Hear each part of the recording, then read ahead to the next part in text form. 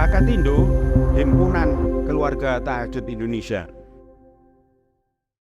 Bismillahirrahmanirrahim. Bersama Allah yang Maha Pengasih, yang Maha Penyayang. Assalamualaikum warahmatullahi wabarakatuh.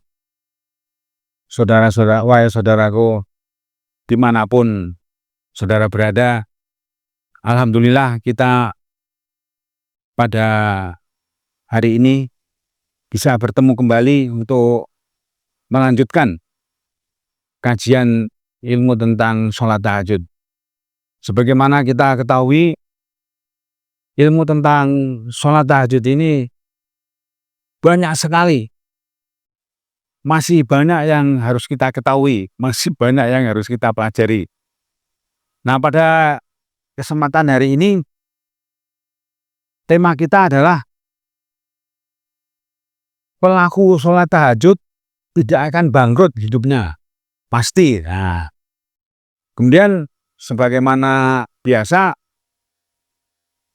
kajian ilmu tahajud khusus tahajud ini dimotori oleh Hakatindo, Himpunan Keluarga Tahajud Indonesia, yang konsisten terus bersemangat mendalami ilmu tentang sholat tahajud ini dan membagikannya kepada saudara-saudara kita dimanapun saudara berada.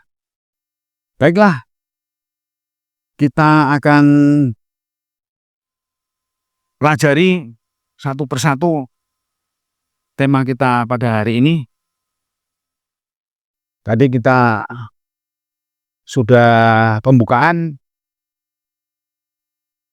kemudian kita mulai setahap demi setahap.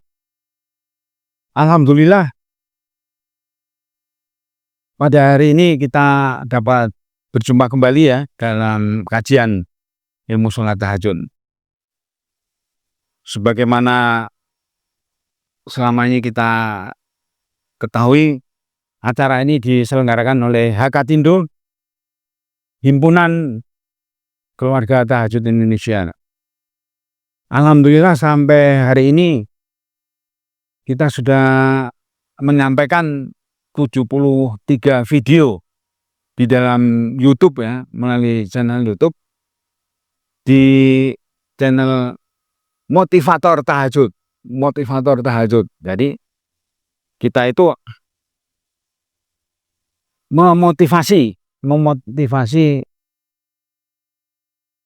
orang-orang Islam supaya mau bangun malam dan mengerjakan sholat tahajud.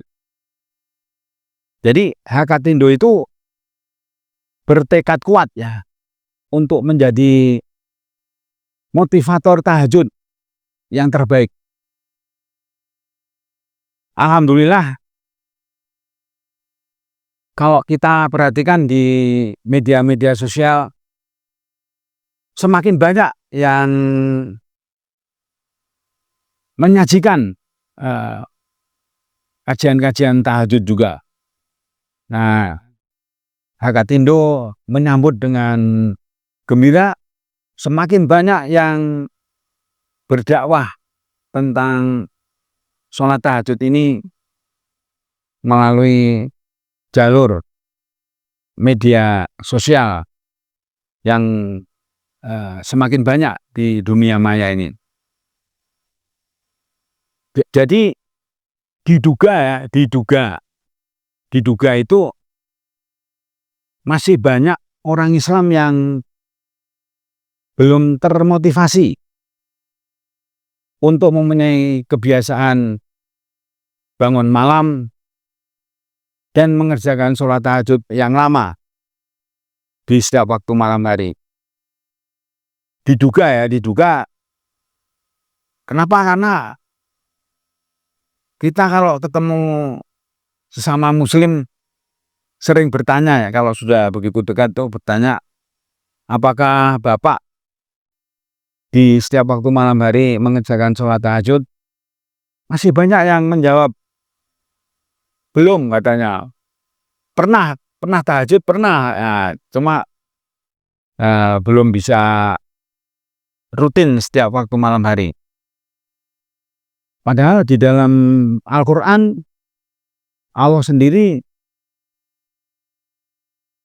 memberikan perintah kepada umat manusia ya, terutama yang Muslim yang sudah mengaku sebagai orang Islam, untuk bangun malam dan mengerjakan sholat tahajud yang lama. Kan itu jelas sekali itu adalah perintah Allah, sebagaimana kita di dalam surat Al-Fatihah yang setiap saat kita baca, kita akan menyatakan hanya kepada Engkau kami taat, hanya kepada Engkau kami menyembah, hanya kepada Engkau kami mengabdi. Itu artinya apa? Artinya setiap perintah Allah, terutama yang tertulis dengan jelas di dalam ayat Al-Quran, itu wajib kita kerjakan. Karena banyak sekali hikmah di balik perintah Allah itu untuk bangun malam dan sholat tahajud. Jadi sebagaimana kita catat di sini ya, bahwa Allah itu Tuhan seluruh alam semesta ini telah memberikan perintah kepada semua manusia. Sebenarnya perintah ini bukan hanya kepada orang Islam, karena perintahnya ini sifatnya umum ya, kepada siapa saja yang membaca Al-Quran ya. Karena ternyata Al-Quran kan juga dibaca oleh banyak orang ya. Untuk apa disuruh bangun malam? Disuruh bangun dari sejak malam hari dan mengerjakan sholat tahajud. Nah, berkaitan dengan ibadah sholat malam ini, ternyata ada dua perintah itu di dalam ayat Al-Quran.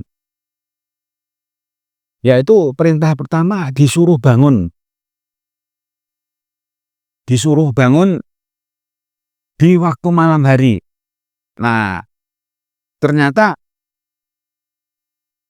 yang pertama itu ya, disuruh bangun malam, disuruh mempunyai kebiasaan bangun di waktu malam hari. Yang kedua, diberi perintah untuk mengerjakan sholat tahajud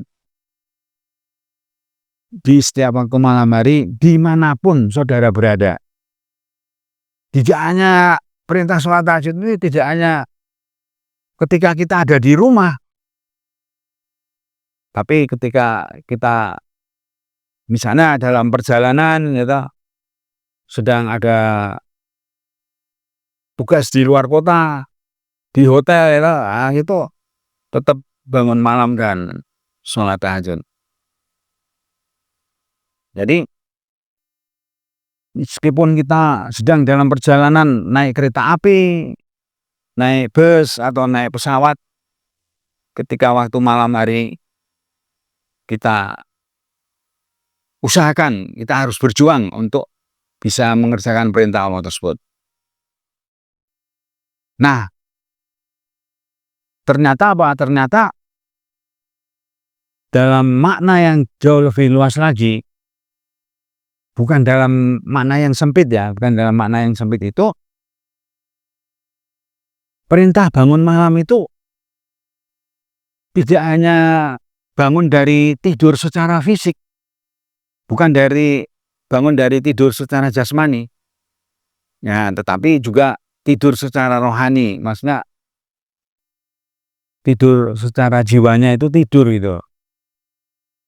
Bahkan ada yang menjelaskan ya, bahwa orang yang tidak ingin berbuat sesuatu, tidak ingin menciptakan sesuatu, itu disebutnya orang yang sedang tidur. Nah, jadi tidur itu dalam arti yang luas ya.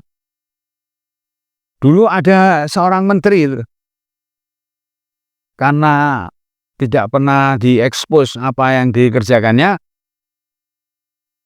menteri tersebut oleh media massa dijuluki menteri yang selalu tidur gitu. Kaget saya, oh maksudnya bukan tidur secara fisik ya, tapi tidur secara jiwanya itu. Nah, atau disebut juga tidur secara rohani. Nah, itu oleh Allah disuruh bangun. Bangun, kan ada lagu yang menjelaskan, bangunlah jiwanya, bangunlah raganya ya. Jadi jiwanya juga bangun. Nah, itu luar biasa ini. Jadi perintah bangun tidak hanya dimaknai secara sempit ya, bangun dari tidur secara jasmani ya, tapi tidur secara rohani.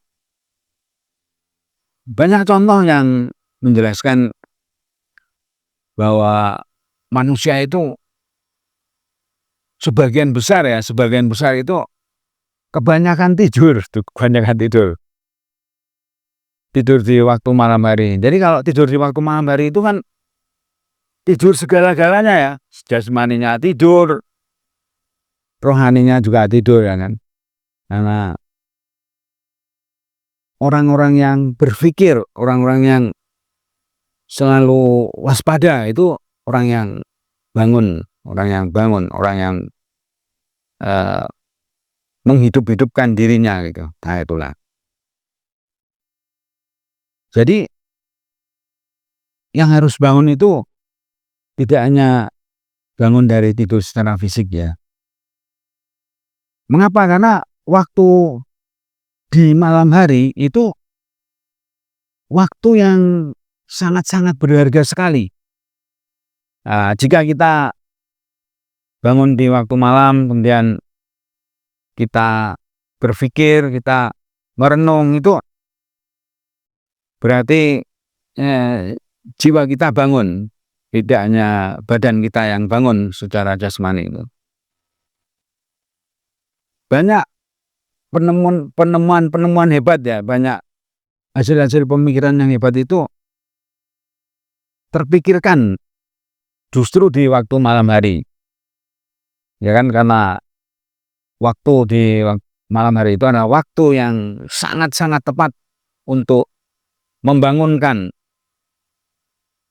diri kita, membangunkan fisik kita, membangunkan jasmani kita, membangunkan rohani kita, membangunkan jiwa kita.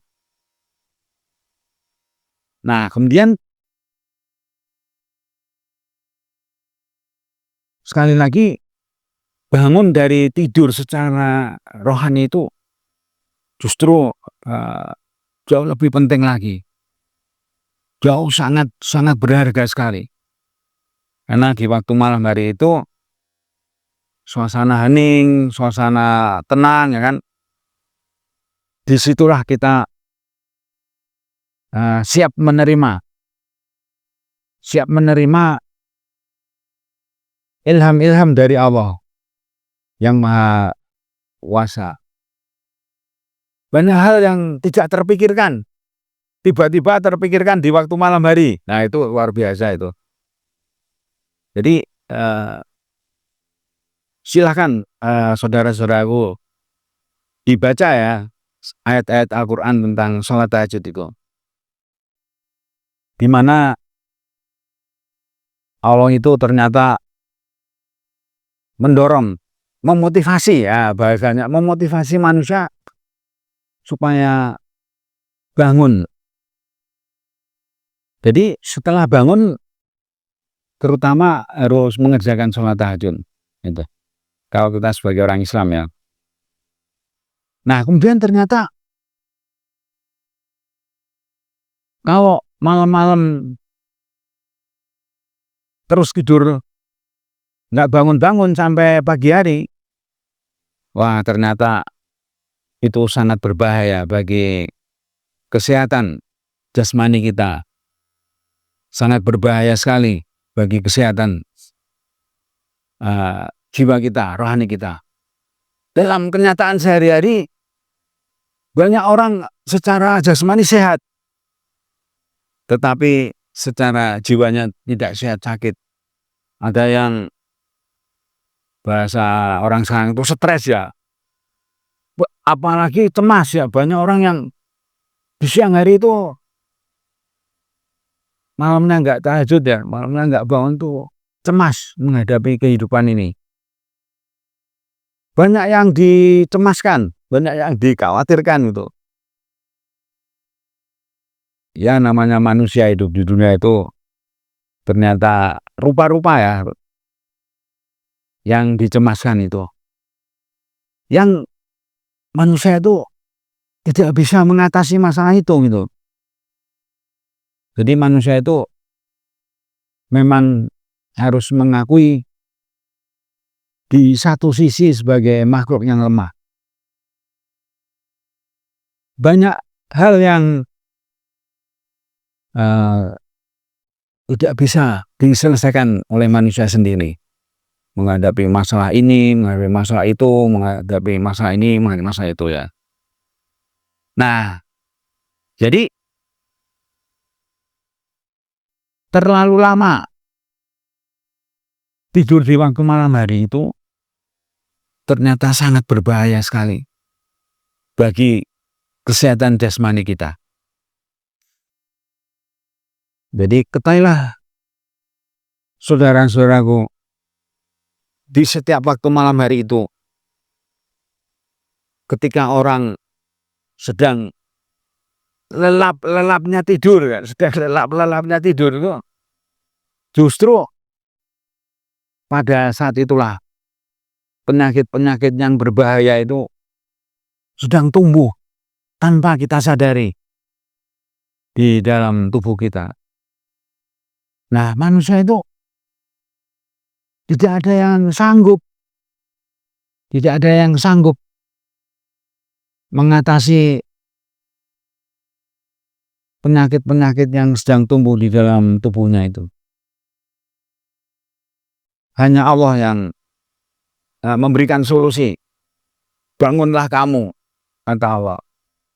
Nah, ternyata ketika manusia itu bangun di waktu malam hari, di tengah-tengah malam atau di awal malam atau di akhir malam itu, kemudian banyak penjelasannya itu nanti ya, itu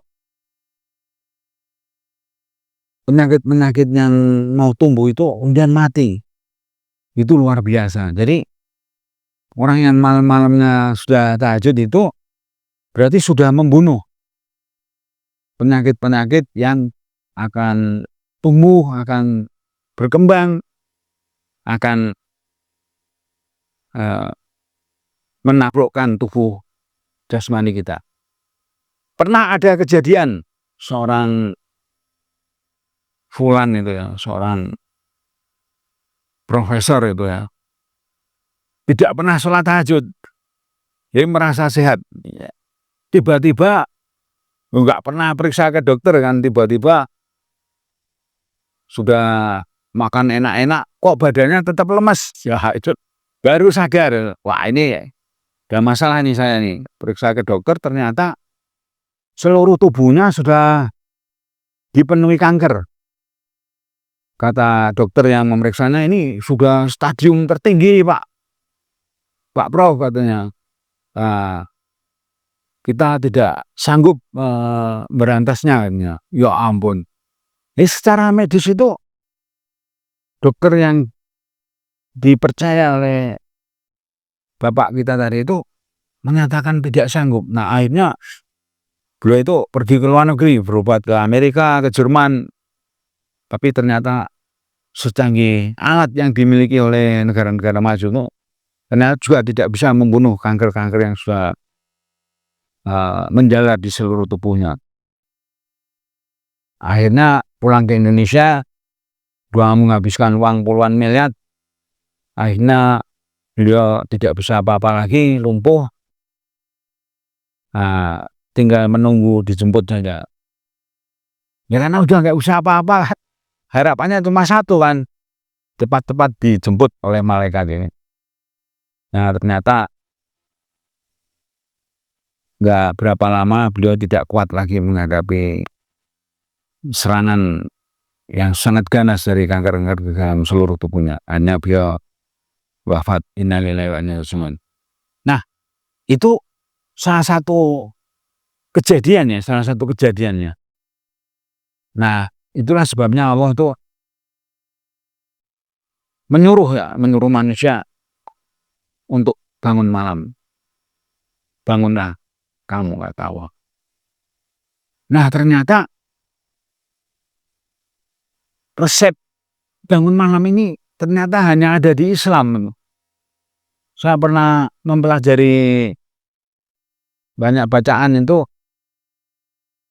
justru para ahli itu menyuruh di waktu malam hari itu banyak tidur. Nah, sementara Islam itu mengajarkan di waktu malam hari itu tidurlah sedikit sekali saja. Dan sebagian besar waktu malam itu digunakan untuk sholat tahajud. Memang saudara-saudaraku, inilah satu-satunya resep ya, satu-satunya jalan ya, satu-satunya kita mau bertahan sehat itu bangun malam dan mengerjakan sholat tahajud yang lama. Ya memang perlu perjuangan ya.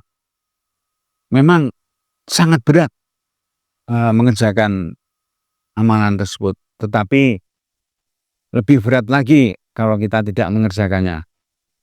Sudah banyak orang-orang yang mengalami sendiri ya bahwa betapa beratnya akibatnya kalau tidak tahajud itu. Jadi singkat kata itu ternyata makanya sholat tahajud itu harus tidur dulu. Kenapa? Karena artinya tahajud itu sholat yang dikerjakan setelah tidur. Nah ini luar biasa ini. Jadi kalau ada yang mengatakan sholat tahajud itu tidak perlu tidur dulu, langsung saja katanya, nggak usah tidur kita. Wah itu menyalahi kodrat alamnya. Kodrat alamnya itu manusia, siapapun yang namanya manusia itu wajib tidur dulu di waktu malam, ya kan? Bahkan Nabi Muhammad SAW sebagai manusia yang terbaik di dunia juga tidur dulu. Nah baru bangun mengerjakan sholat tahajud yang lama. Nah itulah. Jadi kalau bangun malam itu ternyata hikmahnya itu kita menggagalkan penyakit-penyakit yang mau tumbuh di dalam tubuh kita. Dan siapa lagi yang bisa membunuh penyakit-penyakit yang mau tumbuh itu kalau bukan kita sendiri ya, kalau bukan diri kita sendiri yang bertekad menggagalkan tubuhnya penyakit-penyakit itu. Dan kemarin saya ketemu kakek-kakek umurnya 85 tahun masih sehat ya. Ternyata beliau itu saya tanya-tanya itu memang punya amalan sholat tahajud itu. Beliau punya pendapat toh, teman-teman saya itu sudah banyak yang meninggal mas. Nah, jadi beliau berpendapat kalau mau panjang umur dan sehat bangun malam dan tahajud itu. Ya kalau kita tidak punya cita-cita untuk panjang umur ya nanti umur orang itu pasti nggak akan panjang. Ya, karena segala sesuatu di dunia ini ada syaratnya. Ya kan, kalau kita pengen panjang umur, tetap sehat, nah syaratnya ada, nggak bisa tanpa syarat. Nah, itulah yang mungkin bagi kita semua ya perlu menyadari hal itu, bahwa segala sesuatu ada syaratnya. Segala sesuatu itu ada amal perbuatan yang harus kita kerjakan terlebih dahulu. Nah, kemudian catatan kita itu, itulah sebabnya orang yang selalu bangun malam dari tidurnya ya,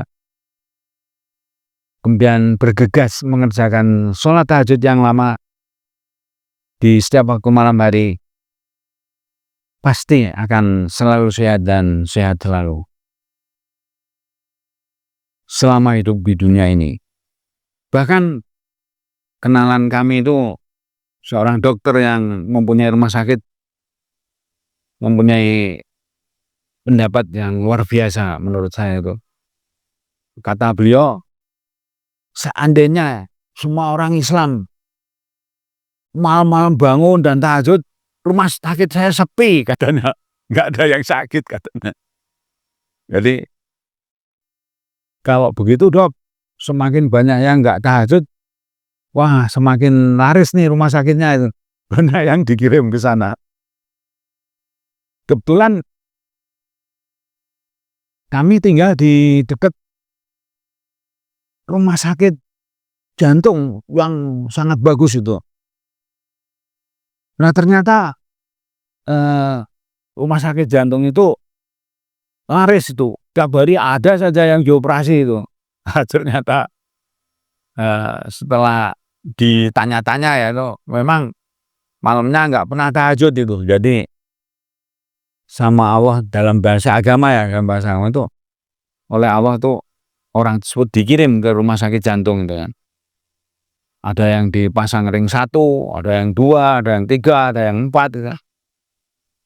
Yang paling berat itu kalau di bypass, di operasi bypass itu dimatikan selama 16 jam waktu operasi itu. Nah, dan dihidupkan lagi, peluangnya 50-50 katanya, bisa bangun lagi, bisa sudah pergi kemana katanya. Nah itu nah. Jadi sekali lagi ya, tema kita pada hari ini adalah pelaku sholat tahajud pasti tidak akan bangkrut hidupnya. Nah ini luar biasa kalau menurut saya menemukan bacaan tentang hal ini. Ternyata yang banyak hal yang perlu kita ketahui dari tema ini. Untuk itu, sebelum kita lanjutkan seperti biasa ya, kita dalam menuntut ilmu, kita bacakan dulu surat Al-Fatihah dan sholawat wa barik. A'udzubillahi minasyaitonirrajim. Bismillahirrahmanirrahim. Alhamdulillahirabbil alamin. Arrahmanirrahim. Maliki yaumiddin.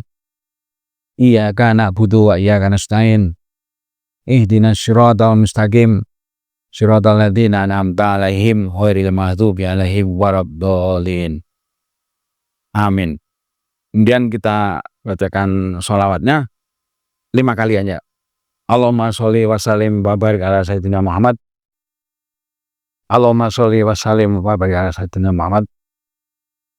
Allahumma sholli wa sallim wa barik ala sayyidina Muhammad. Allahumma sholli wa sallim wa barik ala sayyidina Muhammad. Allahumma sholli wa sallim wa barik ala sayyidina Muhammad. Allahumma sholli wa sallim wa barik ala sayyidina Muhammad. Insyaallah dengan kita bacakan surat Al-Fatihah tersebut, kita sampaikan juga salam hormat kita kepada Nabi besar Muhammad SAW sebagai manusia, contoh yang terbaik bagi kita semua. Nah, beliau itu juga perlu kita catat ya, beliau tidak pernah meninggalkan sholat tahajud ini.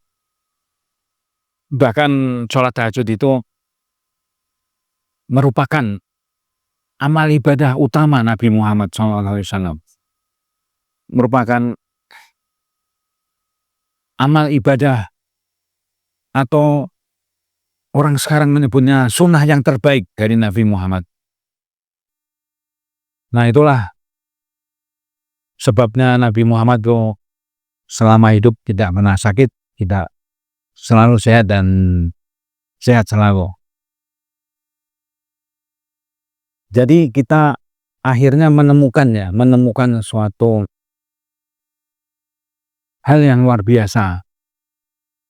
Ternyata tujuan utama kita mengerjakan sholat tahajud itu adalah supaya kita mempunyai kedudukan yang mulia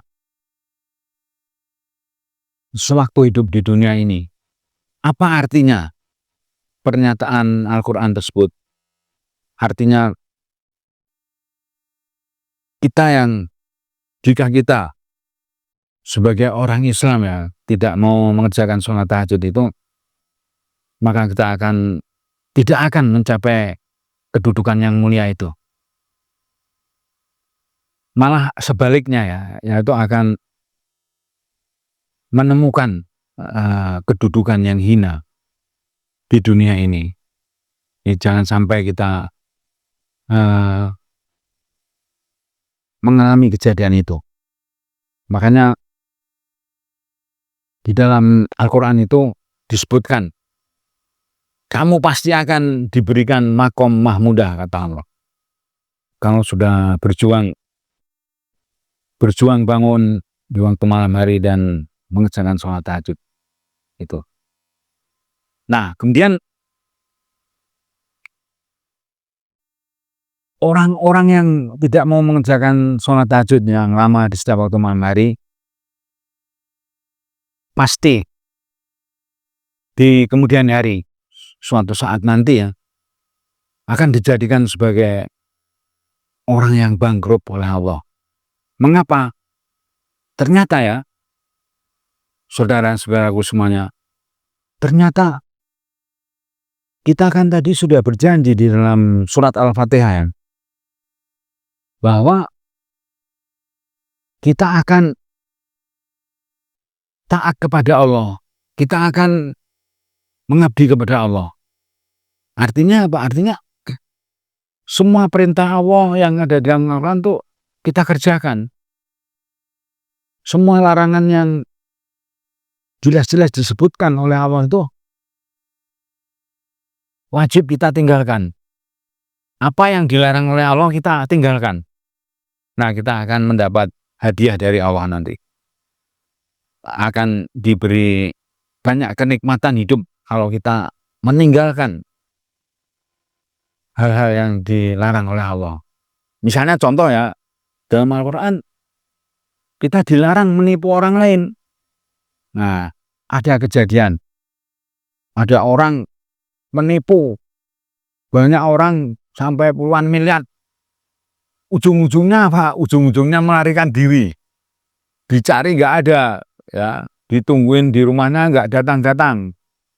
Akhirnya kan sengsara hidupnya orang itu. Ya kan? Karena mengerjakan larangan Allah, menipu orang. Apa enak bawa kabur puluhan miliar terus sembunyi di mana gitu ya. Kan ruginya lebih besar lagi, meninggalkan istri, meninggalkan anak-anak ya kan, meninggalkan rumah dan sebagainya. Tapi ya namanya manusia ya, manusia itu ada yang melanggar dengan sengaja apa yang dilarang oleh Allah. Salah satunya larangan Allah itu adalah menipu orang lain, memakan harta orang lain dengan cara yang tidak benar gitu. Jadi jangan sampai kita punya pikiran mau menipu orang lain. Nah, jadi kalau perintah Allah itu tidak kita kerjakan, itu bukan tidak apa-apa. Allahnya marah itu kalau tidak dikerjakan perintahnya. Dalam bahasa agama, kemudian Allah itu akan menghukum orang itu. Atau bahasa agamanya itu, orang itu akan disiksa di dunia ini. Nah, kemudian kita tadi sudah menyampaikan ya bahwa pelaku sholat tahajud itu tidak akan bangkrut hidupnya. Nah, sebaliknya orang yang tidak mau tahajud, tidak mau berjuang bangun malam itu ya, pada akhirnya akan mengalami banyak kebangkrutan. Nah, salah satunya adalah bangkrut usahanya. Kalau saudara-saudara pernah melihat di YouTube-nya, tadinya ada seorang pengusaha yang sangat sukses sekali. Kita sebut namanya si Fulan. Nah, si Fulan itu sampai punya banyak usaha, banyak perusahaan, tapi kemudian usahanya bangkrut kan, banyak yang gulung tikar ya bahasanya. Terus mengajukan pinjaman yang sangat besar ya ke bank itu, tapi oleh kepala cabang bank itu ditolak. Lah malah kepala banknya itu dibunuh. Wah, ini kan juga kesalahannya sangat besar. Malah akhirnya si Fulan tadi ditangkap polisi dan bisa jadi dihukum mati atau dihukum seumur hidup. Wah, itu kan luar biasa itu, dihukum sehari aja, di penjara sehari aja itu. Sebetulnya tidak ada orang yang mau di penjara 1 hari pun, karena sangat berat. Nah, banyak orang yang usahanya itu dari awal-awalnya itu bagus ya, maju, terus terlena ya. Wah, pikirannya dalam Al-Quran disebut banyak orang yang mengira itu hasil usahanya sendiri. Padahal dalam bahasa agama keberhasilan usaha itu justru yang menentukan itu Allah. Manusia itu hanya berjuang saja, berjuang. Wah, saya mau usaha ini, saya mau mengerjakan ini. Nah, kalau Allah mendukung, sukses ya kan. Nah, sehingga pada akhirnya memang semua usahanya, semua orang ya, siapapun orangnya itu, coba kita perhatikan, setiap orang punya usaha, siapapun orangnya ya, apakah beragama Islam atau bukan beragama Islam, tuh kalau usahanya benar pasti sukses, ya kan? Tetapi apakah cuma satu yang dikejar, keberhasilan usaha ya kan? Nah, pada akhirnya usaha-usaha itu dibangkrutkan oleh Allah. Nah, akhirnya orang tersebut menjadi orang yang tidak punya apa-apa lagi ya kan? Banyak contohnya, banyak kasus-kasusnya ya kan? Bisa dilihat sendirilah di dalam kehidupan sehari-hari kita itu. Jadi yang pertama itu orang yang bangkrut usahanya ya. Yang kedua itu bangkrut kesehatannya ya.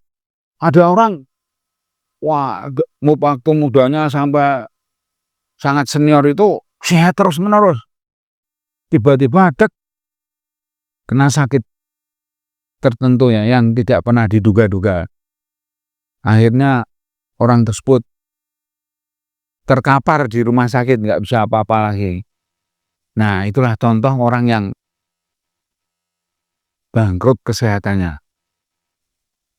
Nah, menurut hasil penelitian yang dilakukan oleh seorang ahli kesehatan, orang yang tahajud dengan orang yang tidak tahajud itu hasil uji laboratoriumnya itu beda. Yang tahajud itu semua indikator kesehatannya bagus-bagus. Sedangkan yang tidak pernah tahajud itu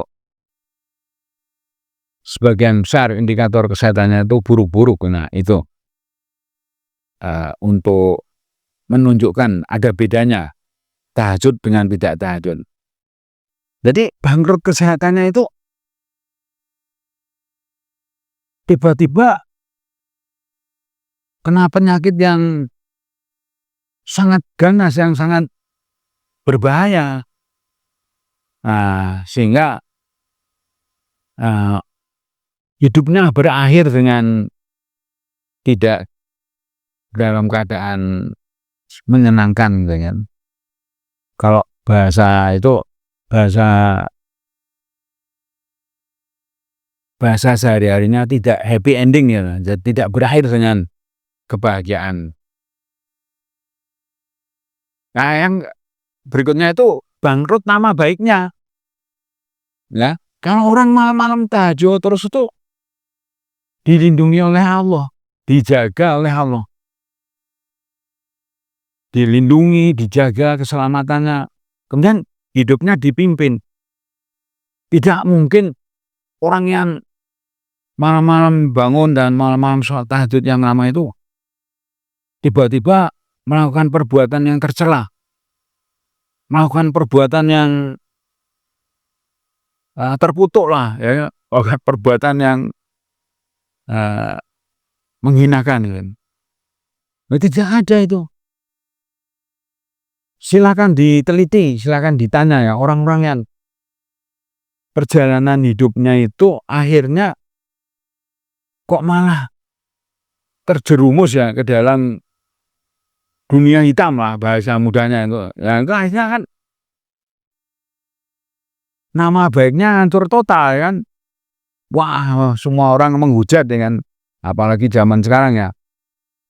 Dengan banyaknya media sosial sekarang ini, wah kalau kita baca hujatan-hujatan orang-orang yang nama baiknya rusak itu, wah sangat mengerikan itu kalau dibaca ya.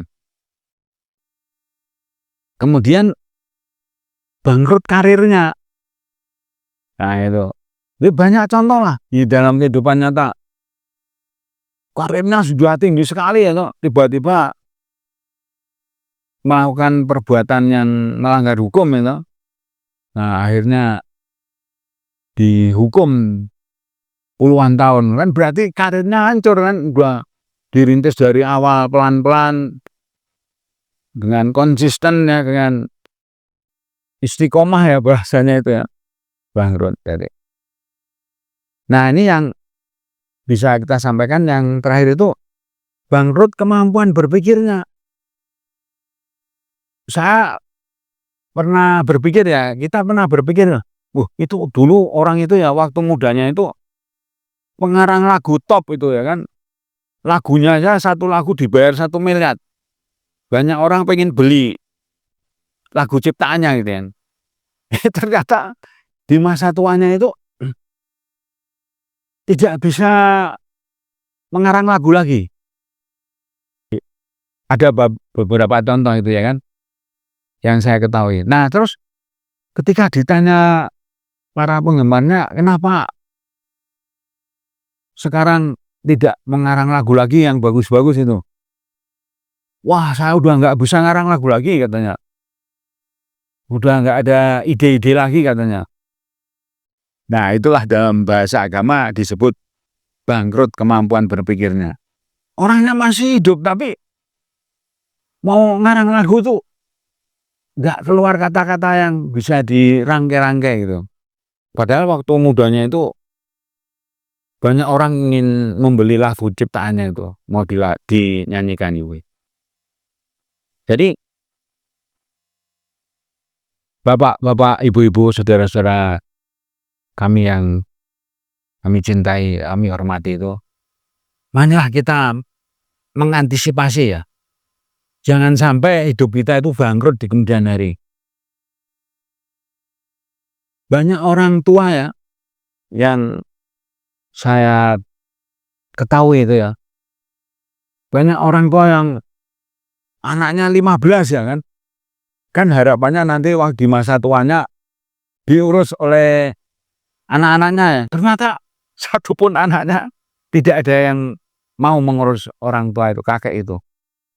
Nah ternyata kita selidiki ya, ternyata biaya hidup orang lanjut usia itu, misalnya orang itu umurnya 80 tahun, 90 tahun itu biayanya itu sangat mahal sekali ternyata. Wah, butuh uang puluhan juta tiap bulannya. Nah, itu anaknya itu satu pun tidak ada yang sanggup itu. Nah, akhirnya dalam kisah itu ya, dalam kejadian itu tuh, si bapaknya malam-malam dibawa pergi keluar kota Pak Andi. Terus Pak Yosep malam-malam diturunkan di tengah-tengah malam, jam 2 malam loh. Terus ditinggal sama anak yang nganter itu. Nah itu bapaknya kan dibuang ya, bahasa mudanya ya. Nggak ada yang sanggup. Nah terus akhirnya diurus oleh polisi, ditempatkan di panti jompo. Nah di panti jompo itu, yang punya panti jompo itu memang orangnya memang punya niat mau mengurus orang-orang tua ya, dibuang anak-anaknya. Orang tua ya, nggak ada yang mau ngurus lagi ya. Padahal si kakek itu dulu-dulunya itu pengen punya anak banyak, itu cita-citanya kan supaya anaknya itu nanti mengurus dirinya sewaktu tua itu. Ternyata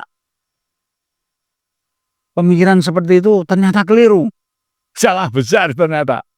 Ternyata hanya kepada Allah engkau berharap, hanya kepada Allah engkau berharap ditolong di masa tuanya, ditolong di masa lanjut usia, dilindungi oleh Allah. Jangan sampai sakit, jangan sampai menghabiskan uang banyak. Nah itu dalam kajian kita hari ini, itu berarti orang kakek tadi itu bangkrut segala-galanya kan, bangkrut uangnya udah habis itu, bangkrut kesehatannya, bangkrut usahanya, dan akhirnya harus mendarat di panti jompo itu. Nah itulah perjalanan hidup orang-orang yang tidak mau tahajud itu, akhirnya seperti itu tuh. Nah kita jangan sampai dibuang oleh anak-anak kita ya, jangan sampai kita di masa tua kita itu kita nggak punya uang. Nah itu kata kuncinya. Baiklah, sebagai penutup ya, alhamdulillah kita berhasil menyelesaikan pembahasan topik kita pada hari ini ya. Pelaku sholat tahajud pun tidak akan bangkrut di kemudian hari. Itu yang harus kita perjuangkan, itu yang harus kita kejar ya. Ya Allah, hanya kepada Engkau kami memohon, diberi kekuatan lahir dan batin, bisa bangun di setiap waktu malam hari, dan bisa mengerjakan sholat tahajud yang lama di setiap waktu malam hari. Ya Allah, izinkan kami ini bisa memahami isi Al-Quran, petunjuk untuk hidup bahagia di dunia ini. Barang siapa hidup di dunia dalam keadaan bahagia, di akhirat pasti hidupnya akan bahagia juga. Ya Allah, bangunkan kami di waktu malam hari. Jangan sampai kami terlalap tidur sampai pagi hari sehingga kelewatan tahajudnya. Ya Allah, hanya kepada Engkau kami berharap, hanya kepada Engkau kami memohon. Alhamdulillahirabbil alamin, kita bisa sampai pada akhir pelajaran pada hari ini. Assalamualaikum warahmatullahi wabarakatuh. Hakatindo, Himpunan Keluarga Tahajud Indonesia. Kita akan terus belajar tentang tahajud. Terima kasih. Terima kasih. Terima kasih. Hakatindo, Himpunan Keluarga Tahajud Indonesia.